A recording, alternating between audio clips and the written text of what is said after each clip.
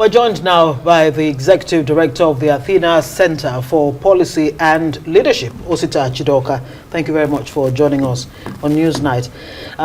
Thank you. The Chancellor. Yes, indeed. I wonder how much harm really has been done to these, students. And what do you make of JAMB Registrar Ishaku Luide taking responsibility and saying we dropped, the ball? Hasn't a lot of damage been done already? How do you fix this? I mean, first of all, I want to say that I am impressed. I am encouraged by the attitude of the JAMB Registrar General. JAMB has always been an institution. I like how they manage their setbacks and how they come back with clear evidence. I mean, something went wrong. He invited experts. I was invited. They presented the data to us. We reviewed what the contractor did. We saw the challenges. We did a serious test of all the states in Nigeria were randomly tested to see whether this problem was outside of these 6 focal states. And it turned out it was only in those 6 states. But what was interesting is that JAMB could have doubled down, because if you look at the past 10 years of JAMB result, this result was actually consistent with the past 10 years. Yeah, the registrar about said that 75, 76% always score below 200%. But what happened this time around is that some of the high-performing states kind of turned in odd results. So that kind of triggered something must have happened here. And a particular school sent me their report. 45 students from their school took the exam. 33 took it on the days that were problems, because deep solar was not every day. By Monday of the exam, 27th, I think they had already fixed the problem. The contractor had fixed the upload syncing problem. So those ones got their better results. So when we went through it, we used various models to regress it, and we were convinced that this was an error. While everybody is lamenting about the error and saying, JAMB shouldn't have, I said, we shouldn't give the false impression that technology means that nothing can go wrong.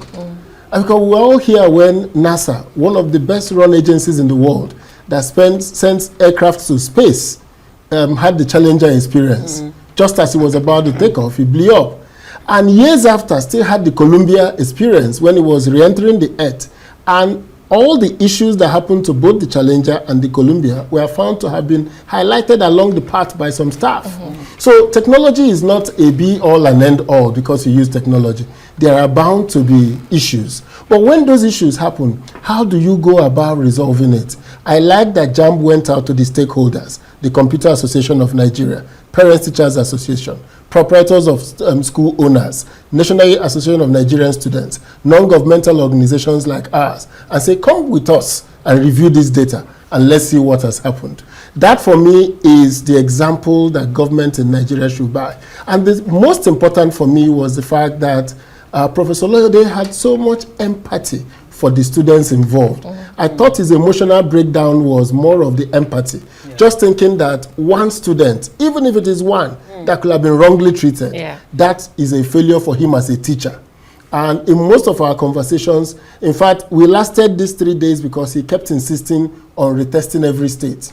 Now, people said, why don't you just mark the answer scripts of the students? So what people don't know about JAMB is that, and I just knew a little of that, is that questions are personalized. So if the question is Nigeria, in which continent is Nigeria? A is Africa, that will be my A. In your own B will be Africa, your own C will be Africa. So there is no one answer for the question. For everybody. For everybody. You have to individually read the scripts to find the answer. So we saw them do that, marking 20 scripts at the same time with 20 people. He had to go, they read out the answer. You have to read the 4 questions to find which is the answer. So it is not a simple case of just remark. There are issues with it, and now that he has been compromised, I think it was good that they quickly found a solution. And now that solution would not have been possible if there was no handshake with WAEC. Nigerians, WAEC have just started. It's going on now to WAEC. So they have agri-science on Friday. WAEC agreed to shift the time of the agri-science, and all the students who have agri-science on that day will be put on Saturday. There is no exam on Saturday, there is no exam on, of course, Sunday and then Monday. But in the Southeast, there's a problem in the Southeast because of the sit-at-home in the Southeast. So now the plan is that Friday and Saturday will be the most for the Southeast, and then if there are leftovers, maybe Sunday or Tuesday. Yeah. But it's very well thought out. Yeah, but of course you've heard critics say this should not have happened in the first instance on this scale, particularly those who have questioned the capability of JAMB to conduct CBT exams. And you know how we progressed from, you know, a paper, pencil to where we are today as CBT. But from your vantage point of view, because you have insider vantage point, beyond this damage control that the JAMB chair has carried out today, what critical reforms do you think that we should carry out? And do you think that this will in any way affect the integrity of this examination board as a whole? Going forward? Absolutely not. The crisis is not a crisis of the exam itself. It is not a crisis of the question. It's not a crisis of the marking. It is a technical problem of not uploading all the students' answers. So is it that we don't have, those centers don't have the capability? Why No, did they get enrolled in the first place? No, it's not the center. It's not the center. It is that these 157 centers spanning Lagos and the Southeast states, the upload the contractor was doing. Now, don't forget we've been doing CBT exams now for 10 years plus. Yes. So nobody should please go back and questioning us on CBT. We've been doing it for 10 years plus. So it's not something we should question. And this is one of the things I say about Nigeria. We make progress, and then when we have one obstacle, we start questioning ourselves. No, what we should question is JAMB has learned a critical lesson. 3 lessons they have. One of the lessons they've learned is that their quality assurance process now have to stop just checking the count of results, but the numbers in the results. Because now what they used to check is 180 questions. Is it uploaded? Is all the centers questions uploaded? Yeah. Done. We mark. But now they've now going to look at when the figures come out, there is now a new quality check assurance. So what every system does is when the system fails you like this, you learn new lessons, you introduce new methods to inhibit that problem. At what cost? Not that other problems will not come. So if we start questioning ourselves about CBT exams, we'll be going back 30 years.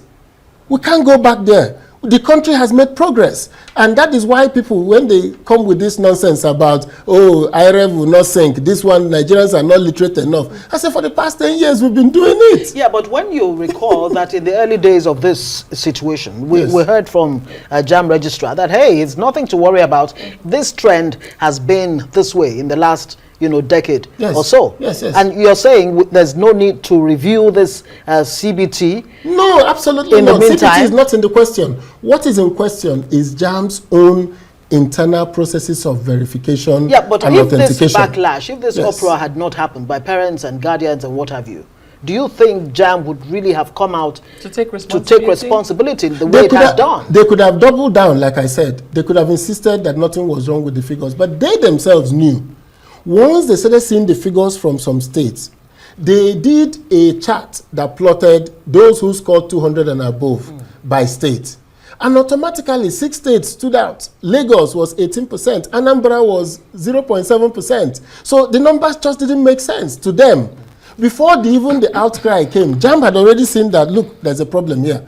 In previous results, these states are always in the top 10 brackets. So this year, their figures are, you need to be there for you to understand the depth of data that was looked at. Absolutely. And JAMB had looked at it closely. They had already seen that there was a great disparity in what they used to have. You plan to seek an FOI to look or review, the last 10 years of JAMB. Yes. Why exactly? So it's not even down. JAMB has even said we don't need an FOI. The information will be given. So I think that what is more important in Nigeria today is that the investment we've made in CBT has given us an avenue to track serious issues, not even this issue of exam problem. It is strange that for the past 10 years, more than 70% have been scoring less than 200. Why is that so? From which schools are these students from? Which subjects is bringing people down?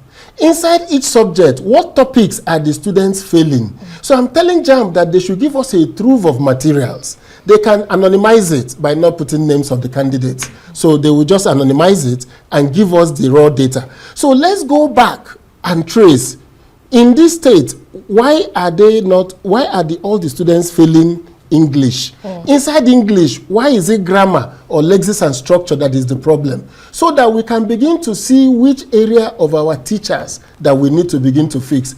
When I looked at the data of the last 10 years from JAMB, I was truly shocked. I had never thought of it before, that 1.9 million people take JAMB every year, 1.8, and only about 15% score 200 and above. It's scandalous. But we as a nation hasn't even gone to that information. We need to look at that. 1.5 million students. We spent 6 years in primary school, 6 years in junior and senior secondary school, and this is the outcome we are getting as a country. We need to look at it more closely. We need to begin to figure out what is going on in our education.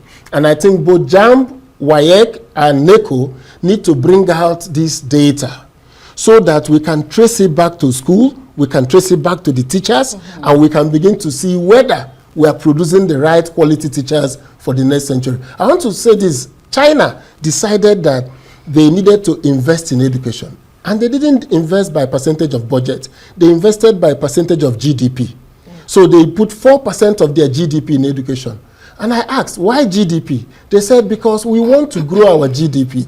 If we grow it, we need the manpower that can make this happen. Yeah. So in getting that manpower, the country has to decide whether we need the type of manpower that the CEO of Apple said, that the technical machine skills in China is not available anywhere in the Western world. You can find a few people in the US with those skills, but in China you will find a football field filled with people with that skill. Interesting. But you know, unfortunately, we have reported one death of a 19-year-old from this incident. Yes. And Ngozi did highlight initially the psychological impact that this has caused. Yes. Beyond what we have seen today from JAMB and Professor Oloyede, who was tearful, there should be consequences for action, don't you think so?